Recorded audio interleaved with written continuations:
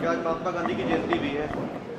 आज सबसे ज़्यादा खुशी इस बात की है कि देश के प्रधानमंत्री जी ने मन की बात के माध्यम से जो बात की है कि आगे से गणतंत्र दिवस 23 तारीख को आदरणीय अपने सुभाष चंद्र बोस जी के जन्मदिन से शुरू होगा और महात्मा गांधी जी की पुण्यतिथि 30 तारीख तक चलेगा। पूरा सप्ताह पूरा देश स्वतंत्रता दिवस गणतंत्र दिवस को मनाएगा। ये एक अच्छी भावना के तहत है। साथ साथ अन्य प्रांतों के युवाओं द्वारा प्रतिभावान लोगों के माध्यम से जिस प्रकार से देश को आगे बढ़ाने का काम किया गया है, चाहे वह मणिपुर रहा हो चाहे लद्दाख रहा हो, अनेक प्रतिभाओं का वर्णन किया गया है जिनको पद्मश्री मिला है। ऐसे बहुत सी प्रतिभा हैं, इसमें युवाओं को, महिलाओं को और अनेक लोग जो साधन संपन्न नहीं है उनको भी आगे बढ़कर किसी भी प्रतिभा में आगे बढ़कर वो पद्मश्री तक भी पहुंच सकते हैं। ऐसा एक अच्छा संदेश दिया गया है। सर, चुनाव का दौर है इस समय और पंजाब में भी चुनाव चल रहे हैं। बीजेपी के कई नेता छोड़ के चले गए। अभी कल ही जो है आपके मदन मोहन मित्तल जी चले गए छोड़ करके, और अब तो आरोप भी लगाने लग गए हैं। क्या कहेंगे आप? देखिए, चुनाव बेला के अंदर ये होता है, कुछ आते हैं कुछ जाते हैं। हमारे यहाँ आने वालों की संख्या ज़्यादा है, जाने वालों की कम है। और जब आदमी जाएगा कुछ ना कुछ तो बोलेगा ही बोलेगा, नहीं तो आगे वाले इज्जत कैसे करेंगे उसकी। इसको इतना सीरियस नहीं लेना चाहिए। तो बीजेपी किन मुद्दों को लेकर के चुनाव लड़ रही है? क्योंकि इस बार अमरिंदर सिंह भी हैं और अकाली छोड़ के जा चुके हैं। तो क्या मुद्दे लेकर के बीजेपी उतरने जा रही है मैदान में? आदरणीय मोदी जी के नेतृत्व में जो विश्वास पंजाब की जनता ने दिखाया है वो सबसे बड़ा मुद्दा है। आपने देखा होगा लगातार देश के प्रधानमंत्री पंजाब के लिए चाहे करतारपुर कॉरिडोर का खोलने की बात रही हो, नशाखोरी से मुक्त करने के अनेकों कदम उठाए गए, साथ साथ 84 के दंगों वालों को सज़ा देने का काम कांग्रेस सरकार केंद्र में भी रही, राज्य में भी रही, कभी भी ऐसा सोचा नहीं। और सबसे बड़े दुख की बात है बेअदबी वाला मामला। हम तो ऑलरेडी रो रहे थे कि बेअदबी की गई पिछली सरकार ने, और पिछली सरकार इसलिए आई थी कि बेअदबी वालों को सज़ा दी जाएगी। लेकिन अभी कांग्रेस के राजपुत्र अभी दरबार साहब गए और उन्होंने देखा किस प्रकार से उनके माता के आंतक के कारण वहाँ पर गोली बम मारे गए, जूते पहनकर वहाँ पे बेअदबी की गई, गुरु ग्रंथ साहब का अपमान किया गया, लेकिन वो बिना माफ़ी मांगे दरबार साहब से चले गए। ये बड़े दुख की बात है।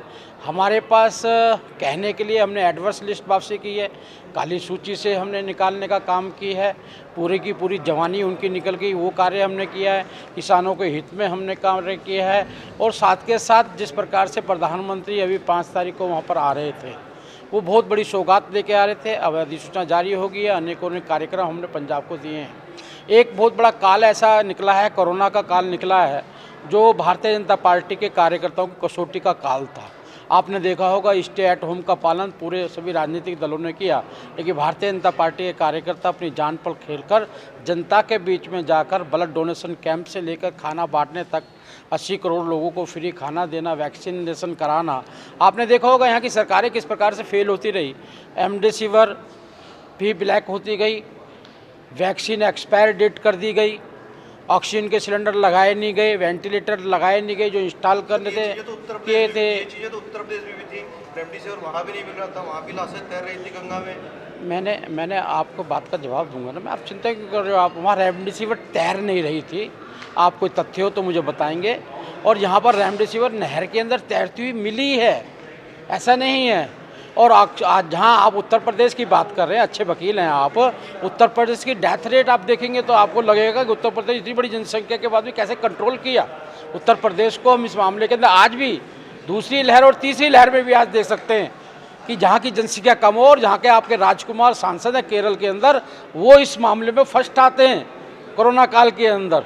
तो इसलिए ये बातें आप कसौटी पे खड़ा देखेंगे तो पंजाब के अंदर हमारी जनता ने, हमारे कार्यकर्ताओं ने बड़ी त्याग तपस्या से कार्य किया है। चुनाव के पहले लगातार प्रधानमंत्री उत्तर प्रदेश तो जाते रहे, मगर पंजाब नहीं आए। उत्तराखंड में उनके दौरे कम लगे, गोवा भी कम लगे, मणिपुर भी कम लगे। उत्तर प्रदेश की तरफ ध्यान ज़्यादा था, पंजाब की तरफ भी कार्यकर्ता तो पंजाब में भी थे।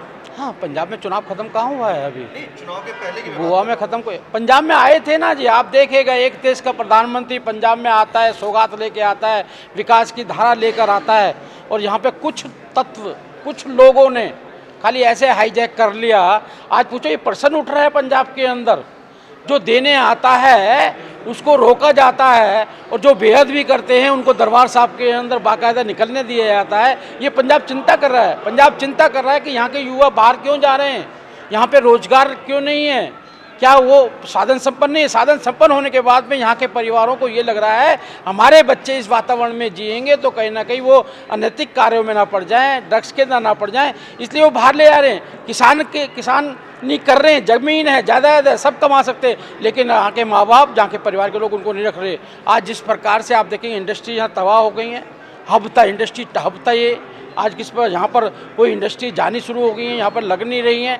पंजाब एक बहुत बड़े ऐसे अंधेरे से में है, इसको निकालने की आशा आज की तारीख में कोई है तो नरेंद्र मोदी है। आपने कांग्रेस को भी परख लिया, आपने कहा था हम ड्रग्स मुक्त देंगे, कांग्रेस के लोग ड्रग्स बेचने का काम, ड्रग्स को सरेंडर करने का काम करें। 135 लोगों की वहाँ पर आज यहाँ मौत हुई है, और खुद जो अपने आम पार्टी के लोग हैं, आम पार्टी के लोग दिल्ली के अंदर कहते हैं महिलाओं के लिए अलग ठेके खुलते हैं, 4000 ठेके खोलने का वो काम कर रहे हैं। उम्र दारू पीने वालों की उम्र जो ठेके खरीदने आते हैं 25 साल से घटाकर 21 साल कर दी। इस प्रकार के लोग दोहरा मापदंड अपना रहे हैं, इसके अंदर खाली मोदी ही आशा की किरण है, उसके अलावा कुछ नहीं। यहाँ की जनता चाहती है, शांति चाहती है, अमन चैन चाहती है। इन्होंने आतंकवाद और रहने को माध्यम से अशांत पंजाब देखा है, लेकिन आज की आशा के किरण खाली भारतीय जनता पार्टी का कार्यकर्ता है। आपने आम आदमी पार्टी की बात की, मगर पंजाब में जो सर्वे आ रहे हैं, जो एग्जिट पोल आ रहे हैं, उसमें आम आदमी पार्टी सबसे आगे नजर आ रही है। ये पंजाब की जनता सोच रही है आ कैसे रही है। पंजाब की जनता यही चिंता कर रही है कि ऐसे जो आदमी यहाँ पे 1000 रुपये महिला को देंगे और वहाँ पे पेंशन की पैसा नहीं दे पा रहे दिल्ली के अंदर, मैं दिल्ली का कार्यकर्ता हूँ, मैं पेंशन के पैसे नहीं दे पा रहे, वहाँ कर्मचारियों को कुछ नहीं दे पा रहे, वहाँ स्कूल नहीं खोले गए हैं, वहाँ ठेके खोलने का काम कर रहे हैं। तो दोहरा मापदंड है, यहाँ की जनता सोच रही है और परिणाम में परिवर्तन आएगा। जैसे पहले परिवर्तन आया था एकदम लास्ट में, यहाँ भी परिवर्तन आएगा। कितनी सीटें अब इस बार मतलब भारतीय जनता पार्टी जीतने जा रही है पंजाब में? भारतीय जनता पार्टी के बगैर सरकार नहीं बनेगी पंजाब में।